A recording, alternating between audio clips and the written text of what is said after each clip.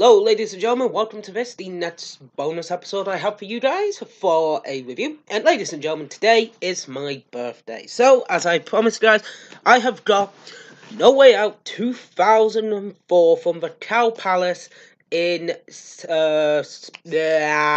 California. I do apologize, guys. 11,000 fans witnessed the show, and I am looking forward to this because it is Eddie Guerrero's first major title win in a long time, and I'm looking forward to it. So, guys, we're gonna watch Rikishi and Sky 2 Hottie taking on the Basham Brothers and Shaniqua. So, let's watch this match. So, I've just witnessed Rikishi and Sky 2 Hottie taking on the Basham Brothers and Shaniqua, and I'm not really into intergender match wrestling, but somehow this worked. I was intrigued, and I wanted to see Shaniqua get skin-faced and, well, banzai dropped. Sounds evil, I know, but the way she portrayed the character was a very, very good thing to do. I was actually very impressed by her. The Bashams are the Bashams. They were a damn good tag team. Sky 2 Hottie playing the face in peril whilst Rikishi's on the side. Rikishi comes in, banzai drop, and that is for the retention of the title belts, which they won.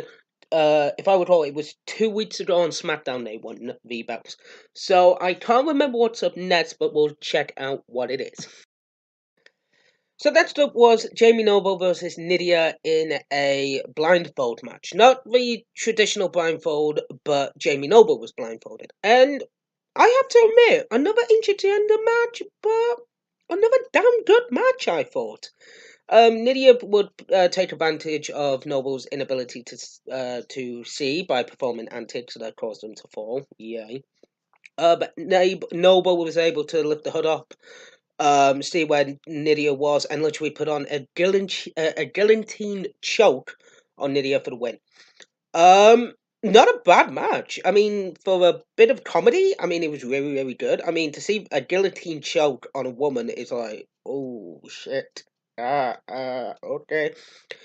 But no real qualms about the match. It was a damn good match. So yeah, I'm actually quite happy about it. So next up, I think would be the world's greatest tag team taking on the APA. I can't remember, but we'll find out.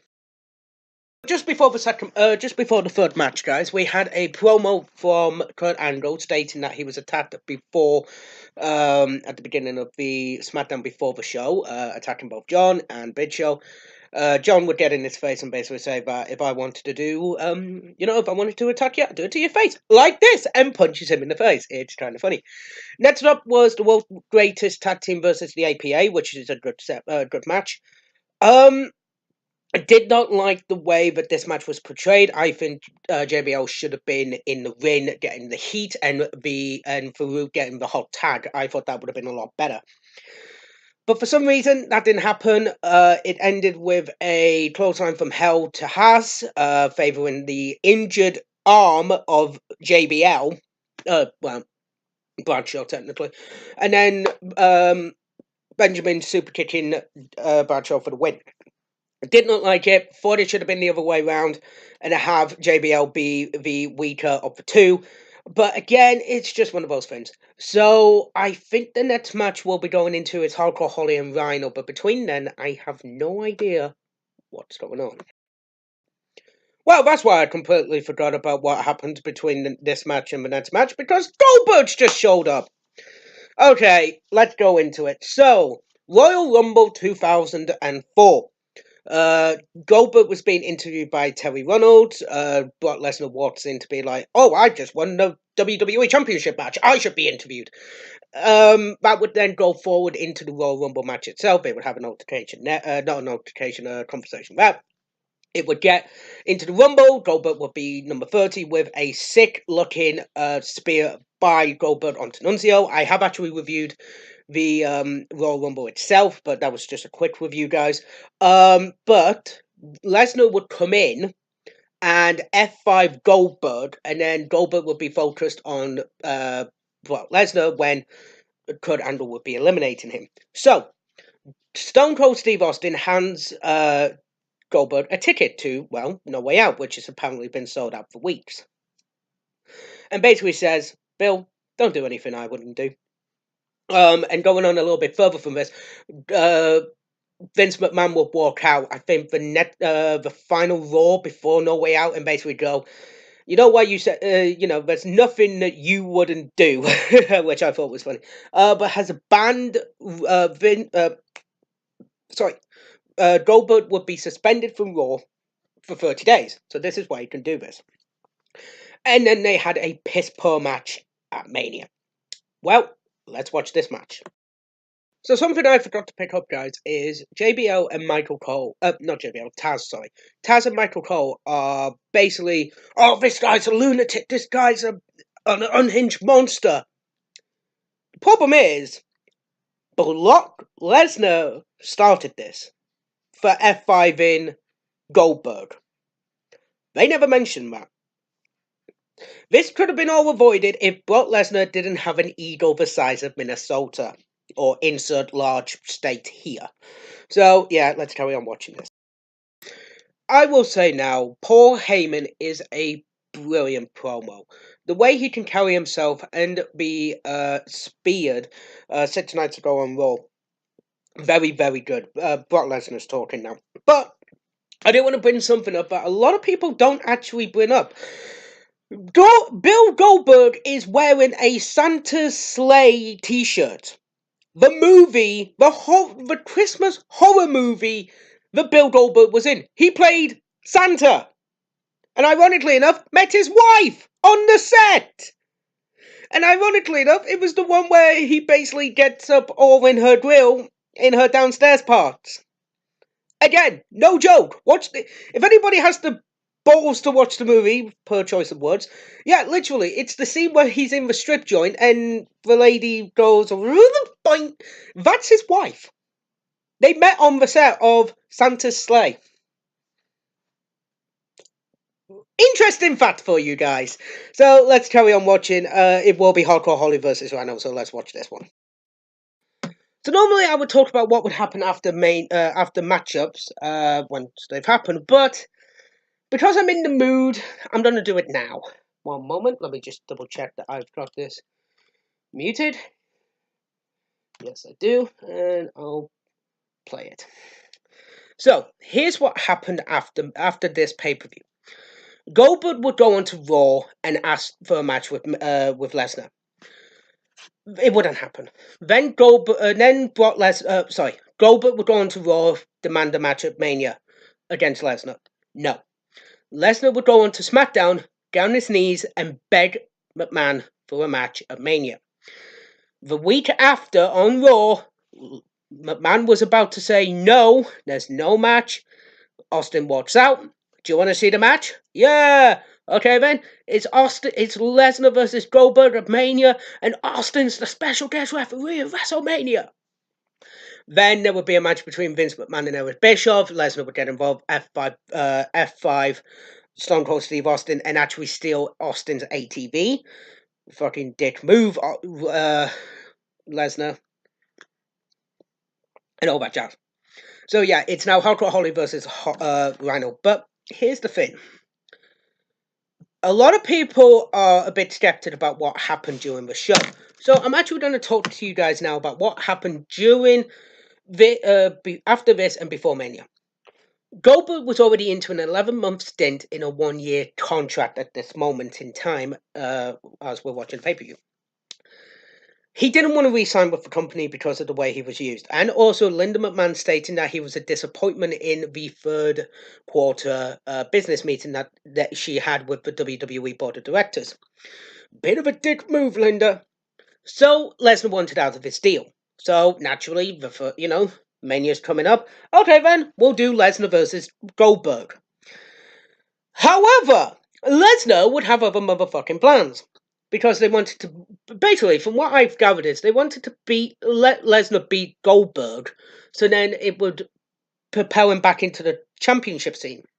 However, again, Lesnar would kibosh those ideas because he was sick and tired of the travel for SmackDown and would actually demand his release from the company to go and basically try out for the Minnesota Vikings, which is an NFL team if you don't know. National Football League team. Well, Shit. What are we gonna do? Okay, then we'll try and keep it hush hush. But both of these people are leaving the company. We'll try and keep it hush hush. Ah, shit! Somebody's let loose that they're both leaving. Well, bollocks. Still, it'll be a good match, right? It is one of the worst Mania matches that I have seen personally, and that is fucking saying something, ladies and gentlemen. But I will leave it up to you, the fans. Seeing it's my birthday and I want to give a birthday wish, if you guys would like me to review that match, I will happily do it. I will actually happily do WrestleMania 20 as a pay-per-view review. If you would like me to, leave a comment in the comment section below if you want me to do it. There has to be a reasonable number of people who want me to review it. I'm not just going to review it if there's one person that says yes, please. There's gonna have to be a few people who want me to do it. But if there is the demand, I'll supply. Ladies and gentlemen, let's watch Rhino versus Hardcore Holly. So we've just had Hardcore Holly versus Rhino. I do apologise, guys. Just your typical SmackDown match. Nothing really of note. Nothing really of rhyme or reason. Just until Holly executes the superplex. They recuperate. Rhino would deliver a door. Of course, Holly to roll out of the ring. They get back in, and Holly would deliver an Alabama slam for the win. Nothing really of note. But then, guys, we get to not Eddie. Do apologize, guys. Rey Mysterio with Jorge Paez, who is I think he's a Mexican boxing champion. Yes, he is a former BWO and IBF featherweight champion. I've got them on my notes. I do apologize, guys. Defending the title against Chavo Guerrero with Chavo Guerrero Senior in his corner. This was a really, really good match. I thought a lot of good ways that this match would be high flying and exciting. It was amazing. It was a good match. These two can always go, I think. No matter what stipulation, no matter what the consequence, these guys are damn good. So during the match, Mysterio would perform a 619 on Guerrero, leading to an attack by Paez onto Guerrero Sr. So Paez would have to go to the back, and both fighters wrestled inconsistently, which is not to, again, it was a good match, not inconsistently. I do apologize, guys, but a really good match. Mysterio would deliver another 619. Guerrero would grab Mysterio's legs and achieve a position with his shoulders spread so that to win. Basically, it was a good pinfall and a good match. So, what would happen between these two at Mania? Well, they would actually be involved in a big 10-person battle royal where the winner, the final two, would actually go into a singles match for the title. Jamie Noble would actually be involved in that match as well as Shannon Moore, Tajiri, and a few other people. Ultimo Dragon as well. Rey Mysterio and Chavo Guerrero. It's more noticeably known for Rey Mysterio's depiction of the Flash. He would actually dress up as the Flash in this WrestleMania. It was a really, really good match. I was very, very happy. So, next up, guys, we've got the next match: Big Show versus Cena versus Angle. Well, let's watch this match. So John is making his entrance to the ring, and he is basically rapping. This will be the Doctor of Thugonomics era, and I do enjoy the raps. I think they're really, really good, guys. So let's watch this match and see how it goes. So just had Big Show versus Cena versus Angle, and not to give the game away, but Kurt Angle wins. Really, really good matchup. Two wrestlers would fight, and then the other wrestler would step aside and just watch them. So if Angle and Cena were fighting, Big Show would just lay back. If Kurt and Big Show was fighting, Cena would lay back. That would be the first thing they'd do. A really, really good match. Angle slam. Angle threw Big Show out of the ring with an Angle slam, which I thought was impressive. Another thing I want to say is Cena would pick Big Show up for an FU. Onto Cena, onto Big Show. I thought that should have stayed until Mania. I think that would have been a lot better. A big thing to Mania. Andrew would apply the ankle lock onto Cena, forcing him to submit. He had an injured leg from the Rumble, and as a result, Andrew would win a championship match at WrestleMania 20. We'll be going into the main event just in a minute. But guys, what would happen to these people afterwards? Well, John Cena and the Big Show would actually face off at WrestleMania in the opening match for the United States Championship. Andrew would go on to face, I've already said it, Eddie Guerrero for the WWE Championship at WrestleMania. But going forward, Cena would actually carry the belt for a long time until the SmackDown leading up to WrestleMania 21, where Orlando Jordan would actually win the title, and then Cena would win the belt, the WWE Championship at WrestleMania 21, when he would face JBL. That's another review for a different day. How JBL won the title from Eddie Guerrero. But Big Show would then leave the company for a little bit due to injury, if I recall. Angle would go into a kind of role with a rivalry with Eddie, culminating at SummerSlam, which would be amazing. Then we would see the return of heel Eddie as he would face off with Rey Mysterio. Do apologize, guys, not the heel just yet. But they would form a tag team, win the tag team championship, and then wrestle at WrestleMania 21 against each other because they had no tag teams for them. So that is what would happen. So, guys, it's the main event: Eddie Guerrero versus Brock Lesnar. Let's watch this match. So we just had the incredible promo on Eddie and Brock talking about how this is a fix. He's disgraced his race, his family, and himself. But to be honest, he is fighting those demons, and he is addicted to the high that he gets in the ring. This is why Eddie Guerrero is one of the best fucking talkers, in my opinion, ever from the WWE. I love this guy in the ring.